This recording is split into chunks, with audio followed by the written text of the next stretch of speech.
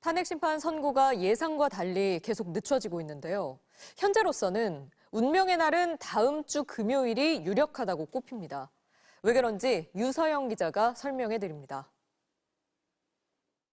다음 주 월요일 오전 10시 한덕수 국무총리 탄핵 심판 사건 선고가 있습니다. 12.3 비상계엄의 위헌성, 불법성에 대한 첫 판단이 나올 수 있어 비상한 관심이 쏠립니다. 같은 시각 서울중앙지법에선 윤석열 대통령의 내란죄 재판 두 번째 공판준비기일이 열립니다. 본심리에 앞서서 재판 쟁점과 증거들을 정리하는 절차라 피고인은 출석하지 않아도 됩니다.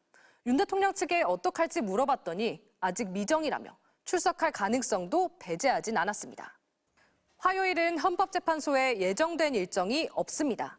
그런데 과거 대통령 사건이나 최근 탄핵 심판 사건을 보면 헌재가 적어도 이틀 전엔 선고일을 예고하고 있어 화요일에 윤 대통령 탄핵 사건 선고할 가능성은 낮아 보입니다.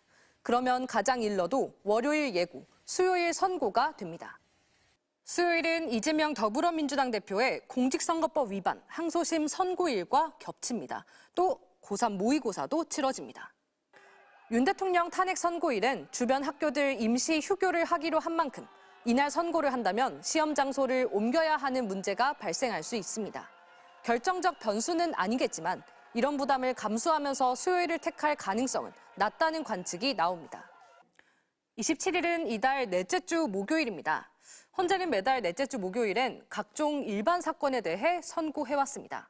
통상 목요일 일정은 그 주 월요일이나 화요일에 알 수 있습니다. 금요일은 헌재 일정이 비어 있습니다.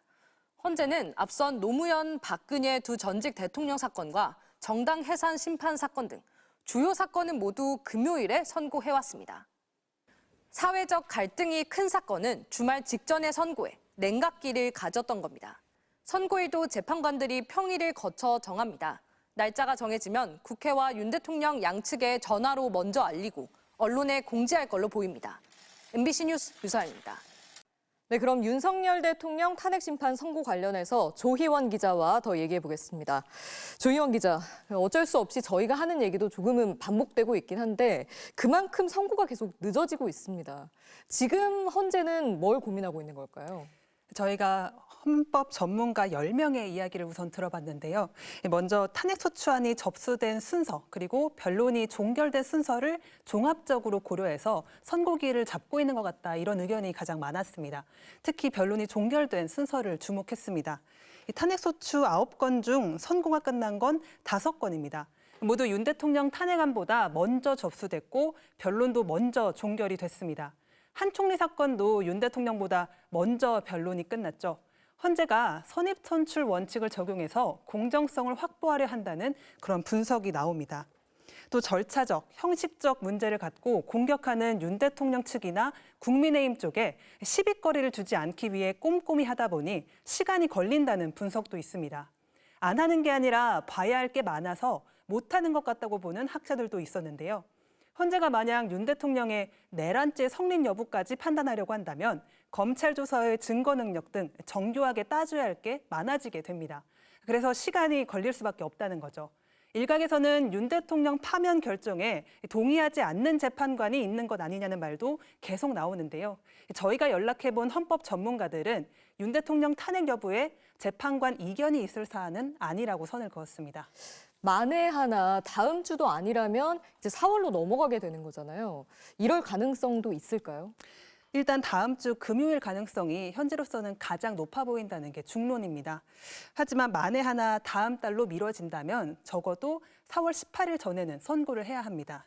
이 문형배, 이미선 재판관의 임기가 그날로 만료되기 때문입니다. 이 4월로 넘어가게 되면은 시간에 쫓길 수밖에 없게 되는 거죠. 현재 8인 체제에서 2명이 빠질 때까지 결론을 내놓지 못하면 이후 결과의 정당성 문제도 커지게 됩니다. 이 때문에 한덕수 총리의 탄핵 여부를 결정짓고 윤 대통령 파면 여부도 최대한 빨리 결론을 내야 한다는 건데요. 이 국론 분열이나 혼란, 폭력 행태 등에 대한 우려가 이미 나온 지가 꽤 됐잖아요. 헌재가 장고를 거듭하면 할수록 탄핵 찬성과 반대, 양측 모두의 비판에 직면할 수밖에 없는 상황입니다. 네, 여기까지 듣겠습니다. 법조팀 조희원 기자 잘 들었습니다. 한덕수 국무총리 탄핵 사유 중 하나는 윤석열 대통령과 바로 연결돼 있습니다. 한 총리가 비상계엄이 위법한 줄 알면서도 국무회의를 소집해 윤 대통령을 적극 도왔거나 적어도 묵인했다는 겁니다. 대통령님이 어떤 계획을 갖고 계신지 사전에 알지 못하였고 대통령이 다시 생각하시도록 최선을 다해 설득하였으며 헌법재판소가 한 총리 사건에서 계엄이 위법했다고 결론 내린다면 윤 대통령 사건에서는 이런 위반이 파면에 이를 정도로 중대했는지 판단만 남게 됩니다. 비상계엄 전 5분 국무회의에 대한 헌재 판단도 확인할 수 있을 것으로 보입니다. 통상의 국무회의와는 달랐고 또 형식적인 또 실체적인 흠결이 있었다고 생각합니다. 윤 대통령 측이 쟁점으로 부각시켰던 내란죄 철회에 대한 헌재 판단이 나올 수도 있습니다. 국회 측은 한 총리 사건에서도 내란죄 판단을 구하지 않겠다고 했습니다. 윤석열 대통령의 거부권 행사에 대해 첫 법률적 판단이 나올지도 관심이 쏠립니다. 국회 측은 윤 대통령이 특검법에 대한 거부권을 남용했고 한 총리가 이를 조장하거나 방조한 책임이 있다고 강조하는 반면 한 총리 측은 해당 법안들은 모두 위헌 소지가 있다고 반박하고 있습니다.